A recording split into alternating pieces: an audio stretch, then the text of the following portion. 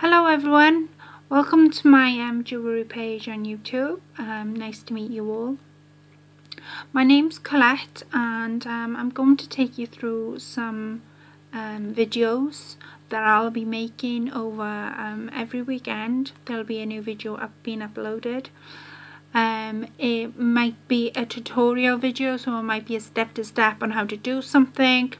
It might be a hint and tip video.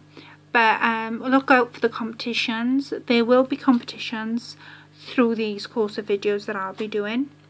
Any questions, please comment underneath. Everything you see before you, all the little beads such as these and the little charms, I've bought from a page on Facebook, Crafted Crave. I also buy from the Jewellery Maker channel on Sky and on Virgin, and again I'll leave those details underneath the page for you. So just underneath there you'll see all the little details under there to go on the jewellery channel. So yeah, this is the first video that I'll be doing on my jewellery bits, and they called Jewerlly Findings. So basically what you need to start off making a pair of earrings like these, or a necklace like this, or even a necklace like this. Sorry, that's a bracelet, not a necklace. Or a necklace like this. I mean, I'm going to take you through what these individual pieces are called, and yeah, findings are the things that link your jewellery up together. So over here, as you can see, my board is full of findings. Different ones you use on different things really. You can use them all, I suppose, on really the same thing, but it might look a bit odd. The first piece of equipment that you'll always need is your pliers. Now I've got 4 sets here. You can buy more than 4 in a pack. Mine came in a pack of 4. I believe there's a pack of 8 that you can buy with it, different sets. There's something called a crimping pliers, where they just have like little loops at the bottom where you can crimp the crimps, which I'll explain in more in a bit easier. Anyway, the first tool I've got is the same principle as a garden pliers. You just squeeze them together, and of course that end then closes. As you can see, it's flat on either side, so these are called flat nose pliers. They're multi-purpose pliers because they do lots of different jobs.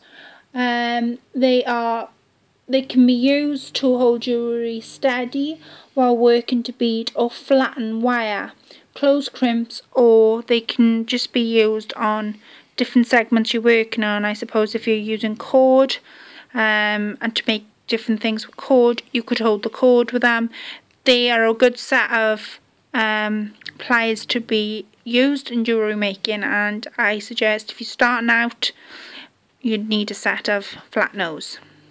The next piece that I'll show you, the pliers, are the wire cutters. Now as you can see, this set of pliers, it goes in, it's quite a sharp edge, so I would say if you are a young jewellery maker, please have a guardian or a parent with you, as the tools can become quite sharp. As you see, if I was to stick my finger in a bit more, which I'm not going to do, I'd probably cut myself because they are quite sharp. These are to cut wire. Sometimes mine to cut cord, others don't, so just be aware of that. They can be used to cut elastic, anything you want to really cut, head pins, eye pins, anything like that. That's what these are for. That's another good set of pliers that you'll probably need. The next pliers, now it's the same principle as these two. You just bend it together and obviously the other end closes. Now as you can see, this end is a bit thicker end, and then you come thinner as you come closer to the end of the pliers. They're not quite sharp, but still, if you're a young jewellery maker, I'd recommend somebody be with you. And these are called round nose pliers because they've got that round edge to them, and they come quite pointy into, I suppose, a nose. That's what they're called, the round nose pliers. These are good for wrapping up wire. If you wanted to make coils, sometimes you can make these using just this tool. They can also be used to curl in head pins and eye pins to make loops for earrings or necklaces or stuff. So if I just show you a loop quickly, going back to my bracelet. Okay, so at the end of this ear piece you've got like a little loop. I can make that with my round nose pliers. Now, and then my last set of pliers is a chain nose pliers. These have a flat, they are flat, they're a bit like the flat nose, but they're called a chain nose pliers. They got a flat round jaws with a narrow point, as you can see there. Narrow point. They're still quite sharp, so I'd recommend a guardian or somebody with you, and they're quite good with crimping or wrapping wire with these. So if you were going to wrap something or if you want to hold something together, you'd either use your flat nose or this because they're quite sturdy and it'd hold it for you. Or if you're crimping and you want to, these are called crimps, and you want to put your crimps together, you'd pick up a crimp and obviously you just pinch it like that, so it would become flat. Now I'm just going to leave that there for later to demonstrate what crimps are. So those are your main tools. Now you can add on your tools as you go along. For instance, I have bought myself a ruler. I'm knocking everything off my board now, but I've bought myself a ruler. This goes up to a 12-inch. This is to measure up my necklaces I make and my bracelets. Anything really I want measuring out. Rulers always a good investment if you want to add on to your tools. Another good investment is this little ring. It's to open and close jump rings, which I'll explain in a bit. Basically, you put on your finger, and instead of using your tools, you use this to open and close jump rings. Tweezers is another good set. This didn't actually come with the set. This I had as a Christmas present, but I suppose you can buy it from any pharmacy, chemist, shop. Anywhere you can get a tweezers really. Still quite sharp on the edges, so again, pair into your guardian.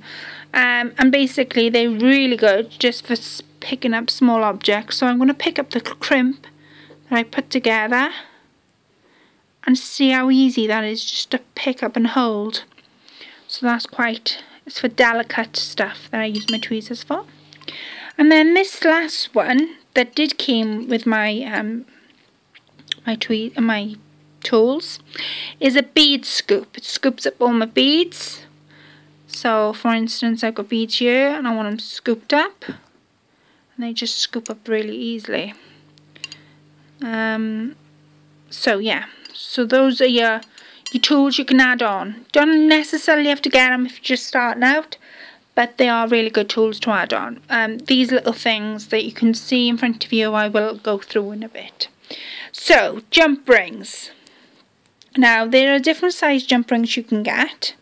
Jump rings is what I was on about when I was on about the ring. Basically, you would put the jump ring in the slot. There's two different sizes slots. Each sides have got slots, but they're two different sizes. Because jump rings come in all different types of sizes, colours. So you've got bronze, you've got gold, you've got silver. And these are open jump rings. They're called open jump rings for obvious reasons. It's because you've got a slot in between the jump ring where you can open and close them, either using your pliers or the open and close ring. Then you've got your split ring. Now your split ring is basically what you would see on car keys, set of car keys, a lot bigger though, and it's just a coil just wrapped round, and this is really good. See, there's two coils there, and if I turn it that way you can just see it a bit better, the fact the two ends don't meet, and then you've got the coil in the middle. These are just very secure for keeping things together. So if I go back to my earrings again that I showed you earlier on, as you can see down the bottom there's my coil, just to hold these little dangles I made for my earrings. Now the next piece of thing that you will need, I haven't got them on the board because I don't use them, is closed jump rings. The reason they're called closed jump rings is because they have no split. You can't open or close them. They haven't got the coil wrapping around them. They just look exactly like that, but without the opening. And then you would attach your open jump rings and attach them that way. Just for me to let you know about the closed jump rings. Now here we have the crimps, and as you saw earlier on, I closed a crimp up. So you've got your silver crimps and your gold crimps. Again, they come in all different sizes. Sometimes you can get them in different colours too. And you'd put them on a piece of jewellery, so you'd put it on a piece of necklace at the end when you finish doing your work. And obviously, as you can probably see, there's markings. Now if that was on my work and I'm thinking, oh my goodness, there's markings on that, then I'd get what's called a crimp cover. And basically it goes over the crimp like so. I'd get my pliers and then I just gently close it. I obviously can't do it with my fingers, and then it looked like a bead. It looked like a bead instead of a jump ring, which is quite nice when you've got it on a piece of necklace. So those are your crimps and your crimp covers. Your crimp covers you don't really need if you're starting out. You just want to practice first to use different tools, to use different findings, to see which ones you like, don't like, etc. So I won't worry so much about the crimp covers, but they just to cover your crimps up if you find that you don't really like the crimps the way they are on the piece that you've made. The next pieces I've got are what I call the mini screws. I can't remember the proper name for them. And what you would do with these is you would, where you can't put an eye pin or can't make a loop, you'd put them in, sometimes people would put them in a cord, or they'd put them in clay, on the top of a piece of clay. If I go over here, this is what I made out of clay. As you can see, it's a shoe. I will show you in another video how to make one. And there is my loop.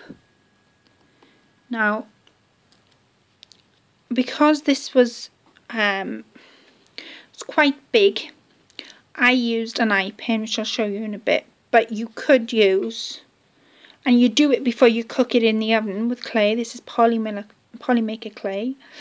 And you do it before you cook it in the oven, and you just put one of those in, and then you cook it. Obviously, as you see, I've decorated it and shined it up and done all sorts with it. So that's that. And then this piece has got the split ring, and then I've wrapped it round this, and what went in there was a eye pin. I cut it off and I just wrapped it round with my round nose pliers, which again in another video I'll show you what to do with that. These are pendant findings. Basically, you can see the split in these findings. You'd put that split in a big piece of beading, or what do you call them, charms, anything like that, and you'd make it into a pendant. Pendant is the center of your necklace, the main piece you want to show off, and those would just make it easier just to put through the chain or whatever you're using, really, elastic. It just make it easy to slot through. Now if I go up here, I've got things called cord findings, and as you can see, they've got a little loop at the top and then they've got two flat ends, and basically what you do is you put your cord through, and what I would do is put just a little dab of glue before you put the cord through, and then I'd close with using my flat nose pliers. I'd close the flat edges of this finding so it becomes totally flat, so all you see is this loop, and then you'd kind of add on to your jump rings, or you can make this the end of piece, and you could have like a lobster clasp that end and just hook it that end, but these you would usually use with cord. Now these pieces, a bit similar like those, but I use them quite a lot for wire, elastic, and I don't know whether you can see, but there's like a little hole at the bottom, and basically they are shell findings. You have got your little wire here which you make into a loop. You bring your wire or elastic, or again whatever you're using, you bring the loop right around into the shell, you make a knot or whatever you're using, you tuck it in, put a dab of a bit of glue, and then you squeeze it together with the flat nose pliers. And again they come in silver, gold, sometimes they come in bronze too, but I have seen them, but again they're a brilliant piece of finding that I often use. And then up here then we've got, as all you gamers could see, we've got a DS pen. These come in all different types of colours. You can buy them from a game shop, you can buy them from a craft fair, anywhere really. And the slot at the top is where you would begin to put your jewellery pieces on. You'd use ribbon really. I have used elastic before but found it really difficult to get it through the loops, so you'd use ribbon and you'd bring the ribbon down, and then that's how you would begin to put your finding your beads and decorate your DS pens. Those are called DS pens. These then, as you can see, are bookmarks. They come in all different shapes and sizes. This bookmark has got the flat edge with a loop, so it's flat up against your book. This one, however, if I turn it this way, your flat end is facing, it's not flat against the page, so if you were to put it that in the page, just bearing in mind that this would come out a bit to put beads on, etc. And you would use that loop then to put your beads on, your charms on, and it makes a great gift for Christmas and Mother's Day and anybody who likes reading really. These then are lobster clasps. You would use these at the end of your piece of jewellery, usually on a necklace, a bracelet. Sometimes you can find them in a jewellery shop when you go to buy a necklace. And if I just show you over here when I've used my necklace, as you can see, I've used, they're called lobster clasps, and I've used one and I've left a lot of chain for them to make it as tight or as loose as they wish to have it. And then over here then you've got your dongle clasps. These you can use on necklaces, but just bear in mind that with a necklace it has to be quite secure, because obviously it's going around your neck. These you would use on around your wrists really, bracelets. And then the little loops, as you can see, the little loops, they would be attached to your piece of that you're making, and then as this would work, then it'd go underneath through the lip, the hole, wherever, and they just sit like that on your wrist. You can have them in different sizes, different colours, different shapes, and on each size and shape there's always these little holes to attach it to your piece you're working on. Now these are space bars. Completely forgot what they're called then. Space bars. These you would just put them between your beads, and because this one has 3 holes, you can make your piece that you're working on into a 3-strand piece. And they're basically what they do. They space bars. They break up your piece of jewellery to make it look bigger and fuller. I haven't used them as yet, but I have been told that they are a brilliant piece of finding. Now if I go down to here, you've got different sizes, different shapes. You've got a ball of wire, you've got like a tube, springy effect, your little hearts, little space shuttles I would call them. This is in the shape of a pram. These are all called spacers. This is what you would use to break up your piece of jewellery that you're making. So if I go back over again to my necklace, as you can see, I've used them. They're so small between the beads, just to break the necklace up. I mean, I've used quite a lot of them just to break the necklace up. And then on this bracelet, I've used them again, just to break the beads up again, and it looks more fuller. Again, if you're starting out, you just want to practice, fiddle around with things. So I'd find what's comfy to use for you. Now, these little things that I have in my hand are bead embellishments. And the way they work is, if I go back over here, back and forth, it's like this. So I put one at the bottom of a head pin, I put a bead in the middle and one on top, and made my loop. And that would attach to a necklace, a bracelet, a earring, whatever I'm making really. Again, this is similar to that one. This is attached to a head pin because there is no loop at the bottom. This is the bead embellishment, the bead, and then I've made my loop. And that's how they work, and they look really effective when they're on a bracelet or a necklace.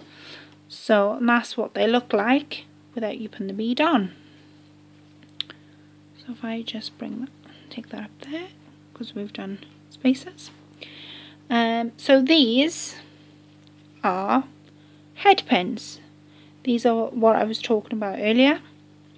Head pins are what you use when you come to your final piece of jewellery, because exactly what it says, it's a head pin. It hasn't got, it's a stop.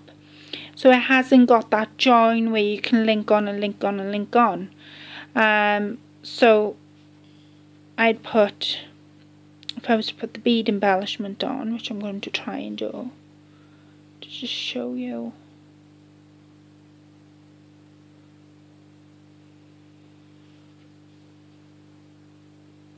As you can see, there's the stop, bead embellishment, and now that is not going anywhere. That is secure as it can be. Obviously I'd put a bead on there and whatever, and then make my loop, but head pins are what you usually use when you come towards your end of your piece that you're making. These are what you call eye pins, and they're just like little loops at the bottom with a straight piece. Again, they come in all different shapes and sizes. Sometimes you can find them in different colours too.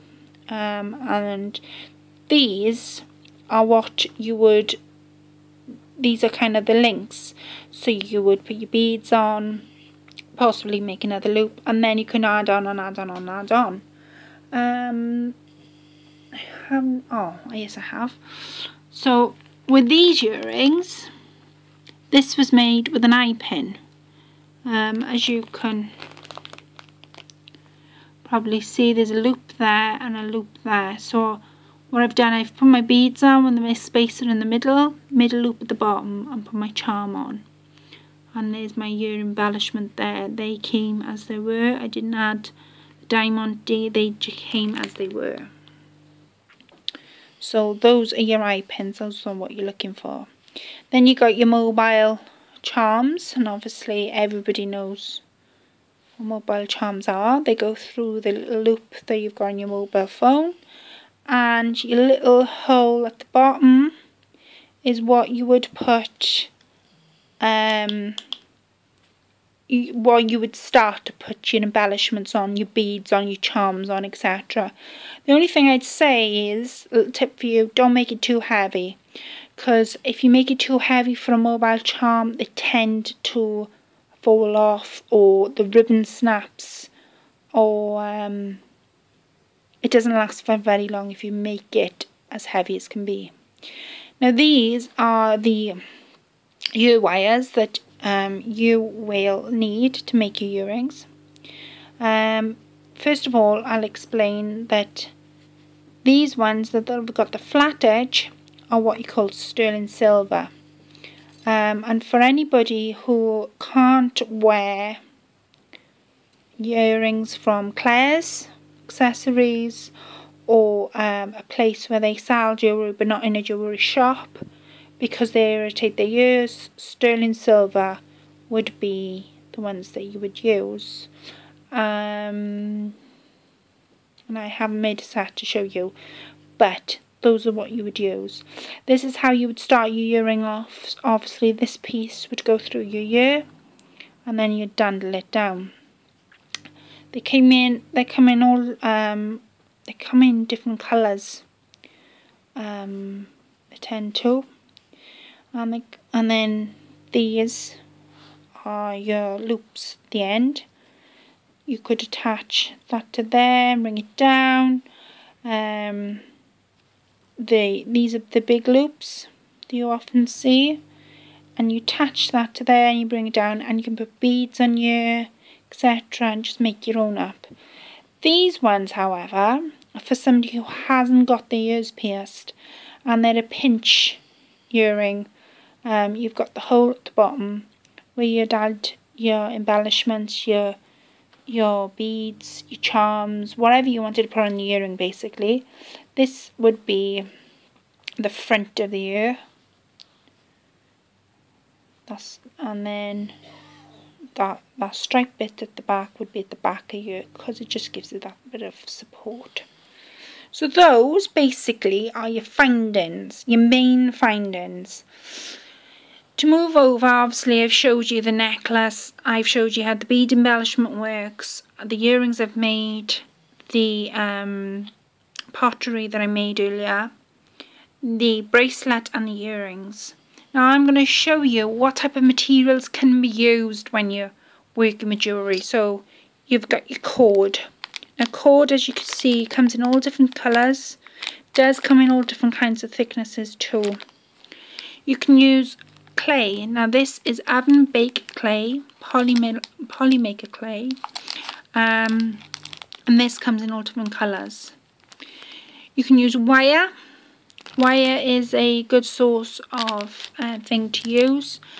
You can get a lot of effects out of using wire. So yeah, you can use wire. You can use elastic. Elastic comes in all type of thicknesses too.